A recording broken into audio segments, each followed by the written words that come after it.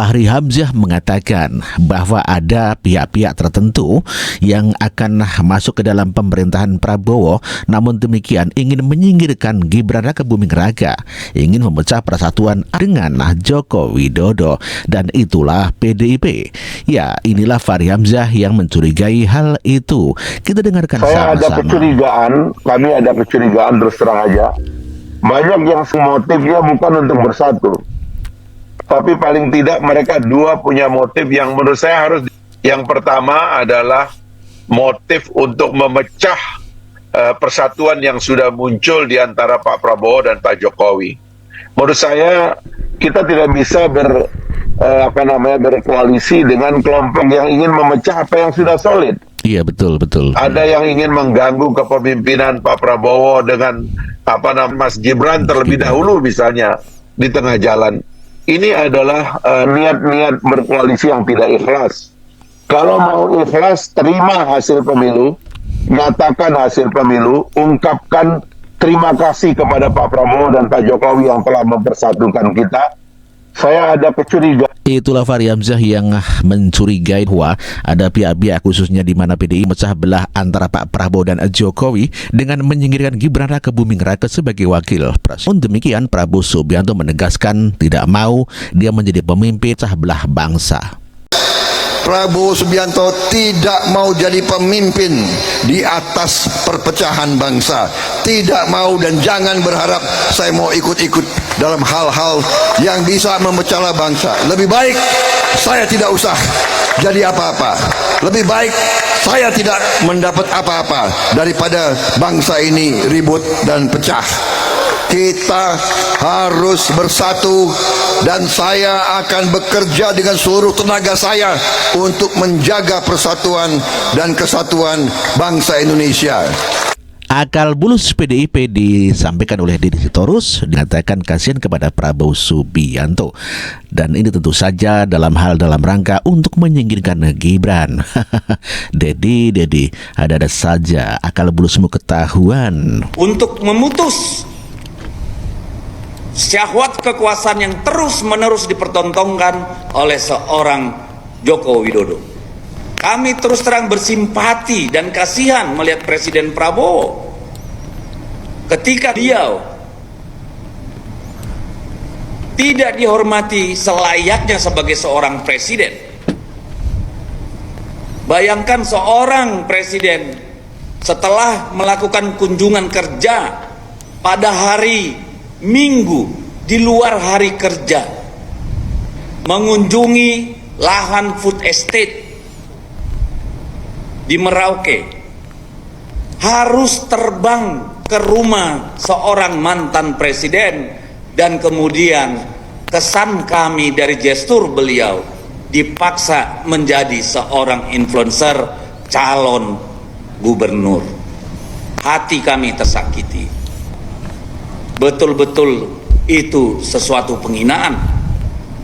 Dan kami menyerukan kepada seluruh pendukung Pak Prabowo supaya memberikan keberanian kepada beliau untuk memutus syahwat kekuasaan yang terus-menerus dipertontonkan oleh Joko Widodo. Itulah akal licik Deddy Sitorus yang ingin memecah atau memisahkan Gibran dari Prabowo Subianto.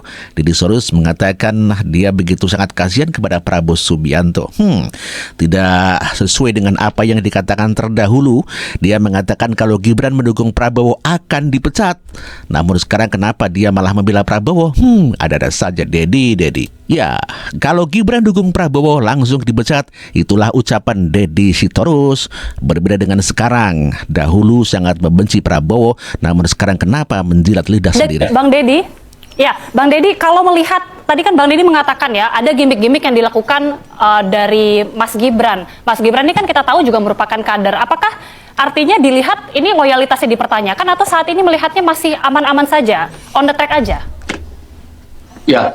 Kan beliau tidak ada menyatakan dukungan kepada Pak Prabowo.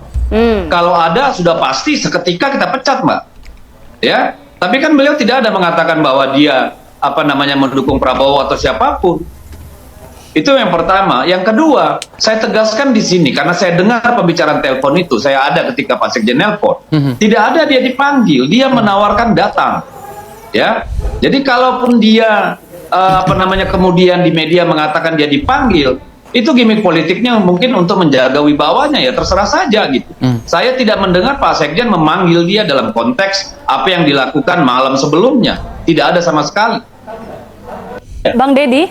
Itulah pernyataan Deddy Sitorus yang Gibran bila mendukung Prabowo Subianto. Pada kenyataannya sekarang Deddy Sitorus menjilat ludah sendiri di mana dia mengatakan akan mendukung Prabowo karena kasihan dan akan membuang Gibran. Dan sekarang Deddy Sitorus berharap akan bergabung ke dalam pemerintahan Prabowo Gibran. Dan inilah pernyataan Deddy Sitorus. Kenapa? Nah, justru karena itu kita mengundang beberapa menteri untuk hadir kemari untuk bisa langsung berkomunikasi dan mendengar apa yang menginspirasi teman-teman di daerah, tapi sekaligus juga memahami bagaimana cara pandang pemerintah pusat terhadap persoalan-persoalan ini.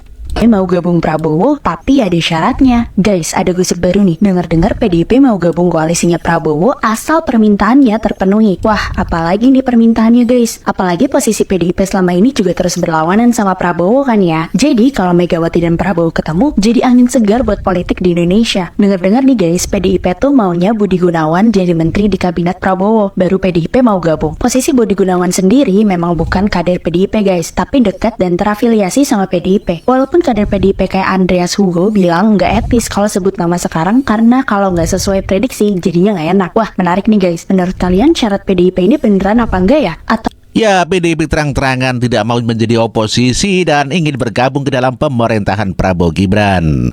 Hal ini disampaikan juga oleh Ahmad Basarah.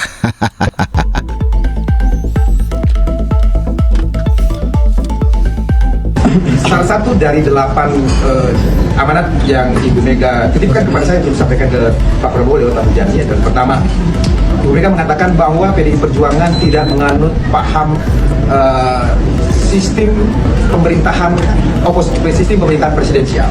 Oleh karena itu kita tidak mengenal istilah oposisi, apalagi menggunakan sistem oposisi. Ibu Mega mengatakan dalam filosofi negara Pancasila esensinya itu adalah gotong royong. Sehingga PDI Perjuangan akan menjalankan perintah ideologis Pancasila itu untuk menjalankan prinsip gotong royong. Dan kemudian implementasi konstitusional terhadap paham gotong royong Pancasila itu jatuh ketentuan bahwa partai politik memiliki hak konstitusional untuk memiliki perwakilan di parlemen. Maka kami punya 110 anggota DPR MPR RI. Salah satu wewenang yang diberikan oleh konstitusi kita terhadap anggota-anggota DPR dari berbagai fraksi, termasuk dari fraksi PDI Perjuangan, adalah fungsi pengawasan. Dalam konteks fungsi pengawasan itulah PDI Perjuangan ingin membantu pemerintahan Prabowo Subianto dengan ikut mengawasi jalannya kekuasaan pemerintahan negara di bawah Presiden Prabowo Subianto. Ada banyak menteri di dalamnya yang akan diawasi dalam rapat-rapat kerja di komisi-komisi di DPR. Dalam konteks itulah kontribusi itu diberikan PDI Perjuangan kepada Presiden Prabowo agar seluruh kementerian, pejabat-pejabat lembaga negara dan kementerian yang ada di bawah kekuasaan Presiden Prabowo Subianto betul-betul dapat menghikmati apa yang menjadi janji politik Pak Prabowo pada saat kampanye yang lalu agar janji kepada rakyat itu dipenuhi. Itulah kontribusi PDI Perjuangan. Itulah PDIP yang ingin bergabung dalam pemerintahan Prabowo Gibran, tidak mau menjadi oposisi. Memang aneh ini PDIP. Jadi mau bergabung kepada PDIP, mau bergabung ke dalam pemerintahan Prabowo, namun demikian begitu banyak syaratnya. Ada-ada saja. Di antaranya syaratnya adalah singkirkan Gibran. Mana mungkin, bos.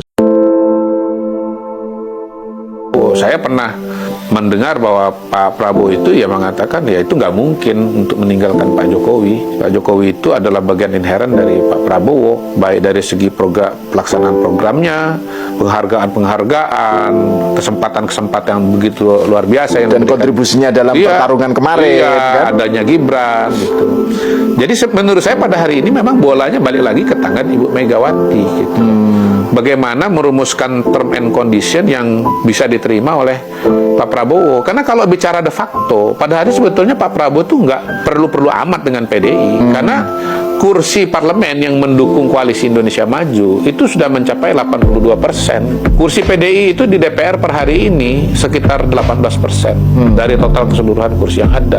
Ya, nggak ada kesulitan sama sekali buat Pak Prabowo dalam mengambil kebijakan-kebijakan gitu. Bahkan dalam kacamata mereka yang kontra ya bagi bergabungnya PDI Perjuangan, mereka mengatakan begini, bahwa ya oposisi atau partai yang tidak tergabung di dalam kabinet itu diperlukan sebagai representasi dari suara rakyat yang tidak puas kepada kinerja pemerintahan. Apalagi pada hari ini kalau mau kita tambahkan, tadi kan udah disebut ada gugatan PDI Perjuangan kepada KPU yang meminta pembatalan Gibran sebagai wakil presiden itu. Nah, itu sendiri kan juga sebetulnya jadi pertanyaan. PDI ini mau masuk dalam kabinet Prabowo Gibran, tapi nggak mau Gibran ada di situ. Lah gimana sih? Gitu. Menterinya mau, tapi wapresnya nggak mau. Gitu.